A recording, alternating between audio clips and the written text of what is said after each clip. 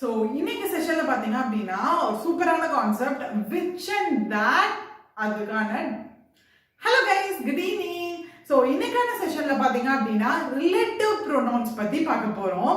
அதுலயும் மெயினா எதை பத்தி பார்க்க போறோம் அப்படின்னா which and that, பிகாஸ் அதுல தான் நம்மளுக்கு நிறைய கன்ஃபியூஷன்ஸ் வரும்.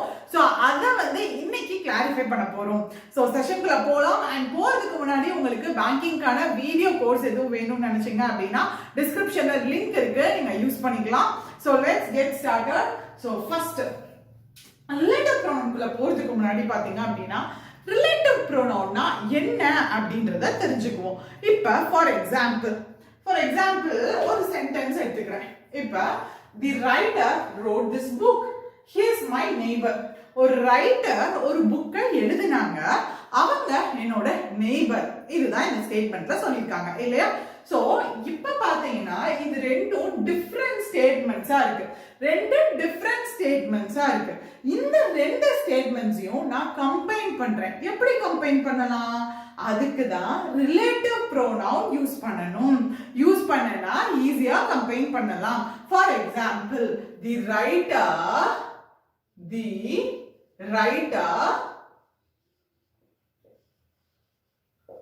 who wrote this book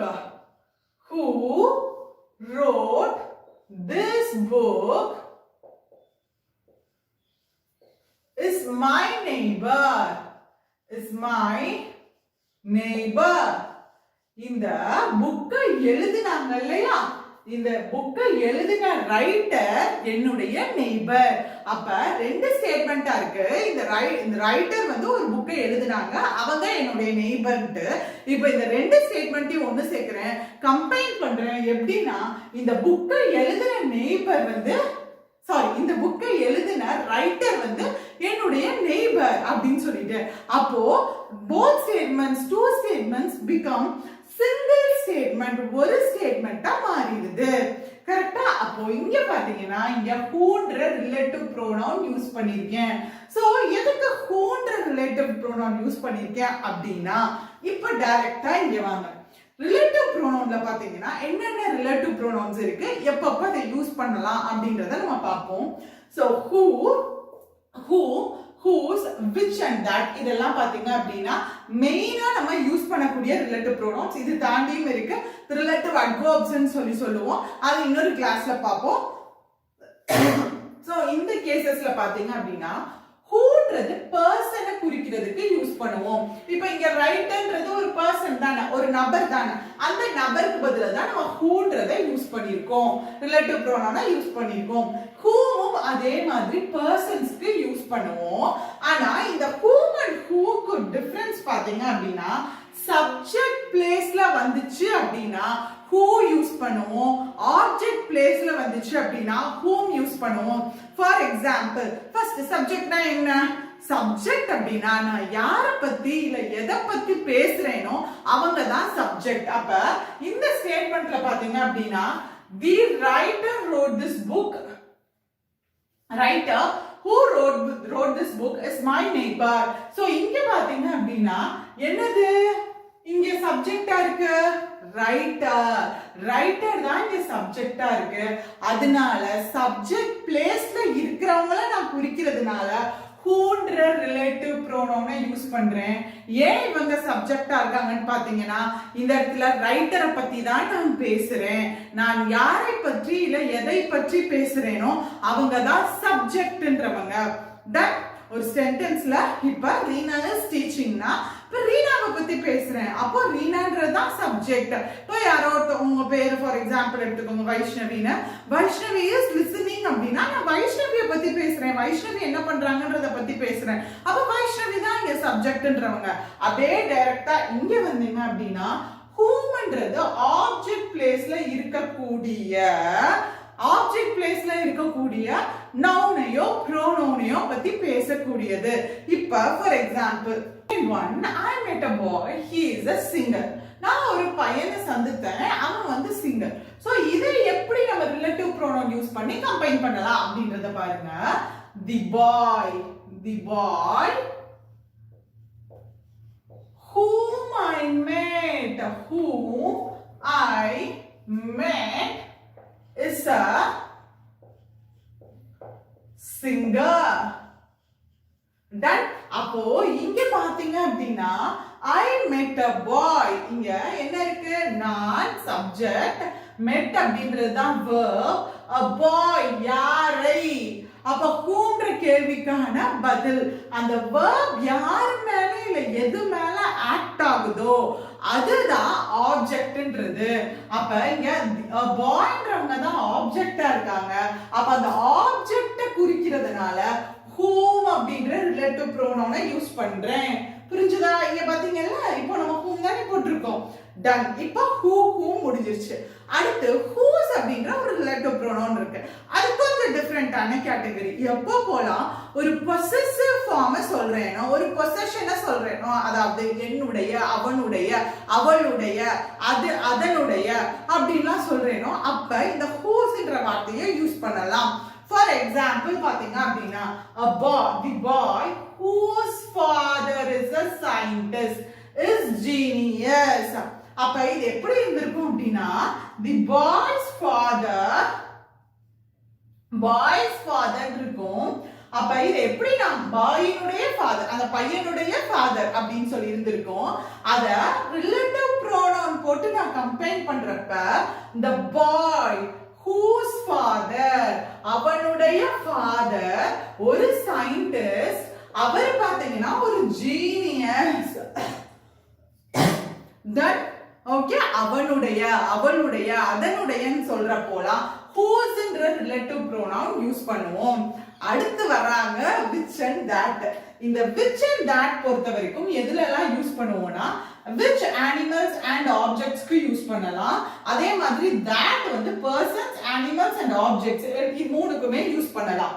and both subject and object placeலயுமே இப்போ who வந்து subject placeல மட்டும் தான் யூஸ் பண்ண முடியும். who பாத்தீங்க அப்படினா object placeல யூஸ் பண்ண முடியும் நம்ம பார்த்தோம். அதே மாதிரி that and which இது ரெண்டையுமே பாத்தீங்க அப்படினா subject placeலயும் யூஸ் பண்ணலாம், object placeலயும் யூஸ் பண்ணலாம். ஒரு குட்டி டிஃபரன்ஸ் இருக்கு. ஒரு சென்டென்ஸ் எடுத்துக்கிட்டீங்கன்னா அந்த சென்டென்ஸ்ல essential part of the statement, அந்த சென்டென்ஸ்ல தேவையுள்ளத சொல்லுது அப்படினா அந்த சென்டென்ஸ கம்ப்ளீட் ஆகிறதுக்கு தேவையான விஷயத்தை சொல்லுது அப்படினா அங்க நான் that என்ற ரிலேட்டிவ் ப்ரோனவுன் யூஸ் பண்ணணும். that என்றது எப்ப யூஸ் பண்ணுவேன்? அந்த சென்டென்ஸ்க்கு தேவையான essential part of இருக்கா, essential part இருந்துச்சு அப்படினா அந்த that தொடர்ந்து வர்ற phrase என்னது? part of a sentence. so அந்த phrase வந்து அந்த சென்டென்ஸ்க்கு தேவையுள்ளதா essential-ஆ இருந்துச்சு அப்படினா that யூஸ் பண்ணுவேன்.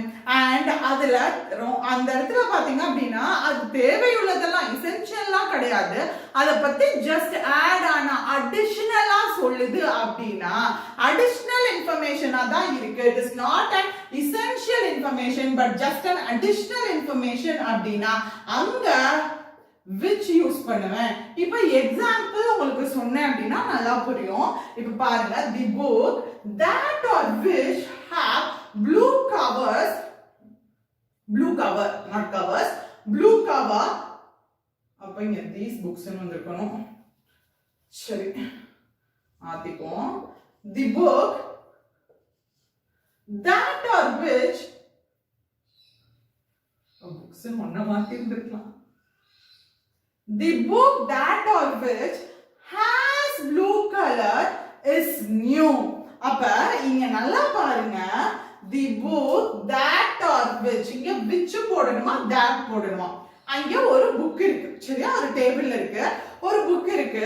நான் சொல்றேன், இப்போ யாரோ வந்து என்கிட்ட நீங்க கேக்குறீங்க, அக்கா இதுல எந்த புக்கா புது புக் அப்படின்னு கேக்குறீங்க. நிறைய புக்ஸ் இருக்கு, இதுல எந்த புக்கா புது புக் அப்படின்னு கேக்குறீங்க. அப்போ நான் சொல்றேன் the book that has blue color is new.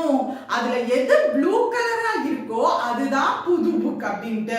அப்போ நான் அந்த புது புக் எதுவோ அத அந்த இடத்துல மென்ஷன் பண்றதுக்காக தான் that has blue cover அப்படிங்கற வார்த்தையை சொல்றேன்.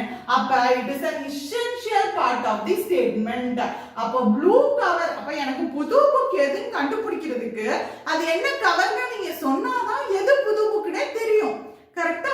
அப்போ இந்த இடத்துல it is an essential part of the statement. essential part-ஆ இருக்கு. அதனால இங்க பாத்தீங்கன்னா that போடுறேன். not which கிடையாது. இங்க that யூஸ் பண்றேன். done. Understood? புரிஞ்சுதா? Okay. இப்போ அடுத்தது பாருங்க. He picked up a nest that or which had fallen. அவன் ஒரு nest கீழ விழுந்துச்சு. அத பிக் பண்றான். அத எடுக்கறான் அப்படின்றாங்க. அப்போ that had fallen which had fallen.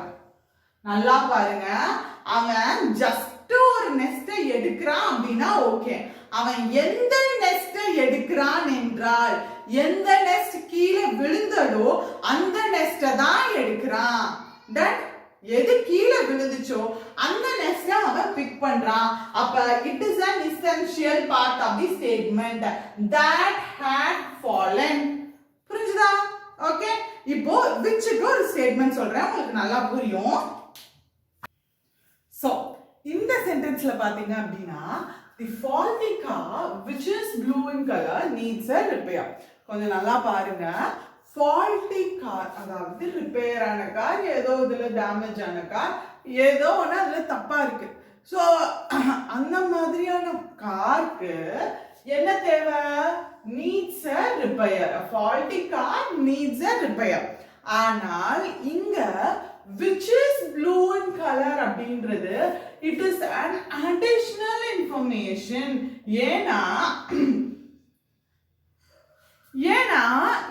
அந்த இடத்துல கார் வந்து டேமேஜ் ஆன காருக்கு தான் ரிப்பேர் தேவை.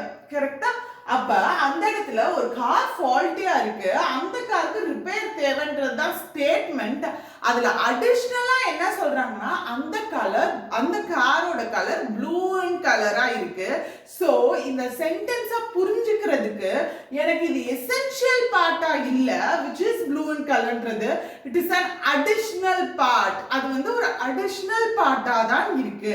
அது மட்டும் இல்லாம எப்பவுமே இதுவும் நீங்க பாத்தீங்க அப்படின்னா கமாக்கு அப்புறம் which வரும், that வராது, which வரும். அது ஏன் அப்படின்னா it gives an additional information. எப்பவுமே கமான்றது போட்டோம்னா எக்ஸ்ட்ரா ஆஃப் இன்ஃபர்மேஷன் நம்ம சொல்றோம், எக்ஸ்ட்ராவா நம்ம கொஞ்சம் இன்ஃபர்மேஷன் சொல்றோம். அப்பதானே அதேதான் இங்கேயும் கமாக்கு அப்புறம் நம்ம போடுறப்போ அடிஷனல் ஸ்டேட்மெண்ட், அடிஷனல் ஃப்ரேஸ் அந்த இடத்துல இருக்கு. சோ அதனால which யூஸ் பண்ணணும். சோ அப்ப கமா வந்தாதான் which யூஸ் பண்ணுவான் அப்படின்னா அது கிடையாது. கமா இல்லாமையும் நம்ம which யூஸ் பண்ணலாம். ஆனால் கமா வந்தா கண்டிப்பா அதுக்கப்புறமா பாத்தீங்க அப்படின்னா that வரக்கூடாது, which வரணும். that புரிஞ்சுதா? கமா இல்லாம கூட which வரலாம். இன்னொரு எக்ஸாம்பிள் சொல்றேன், உங்களுக்கு புரியும்.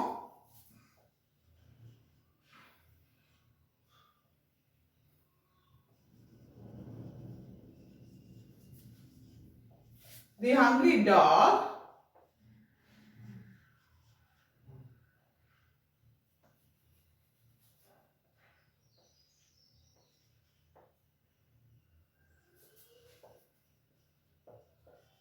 chunky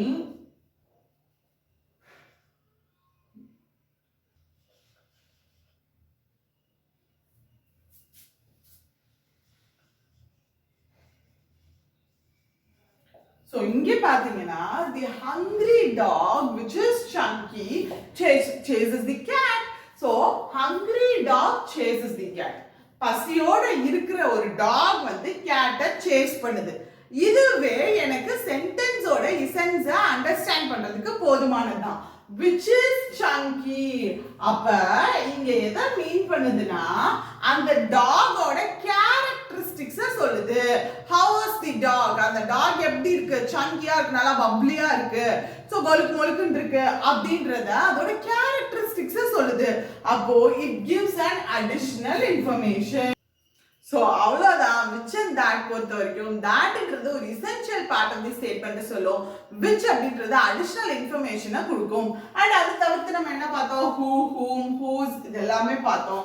whoன்றது personsக்கு யூஸ் பண்ணுவோம், whomன்றது personsக்கு யூஸ் பண்ணுவோம். ஆனா who subject placeல, whom object placeல யூஸ் பண்ணுவோம், whose positionsக்கு யூஸ் பண்ணுவோம். that's all about relative pronouns. So இன்னைக்கான question நான் கீழே டிஸ்ப்ளே பண்றேன், ஆன்சர் பண்ணுங்க. So tata bye, see you guys.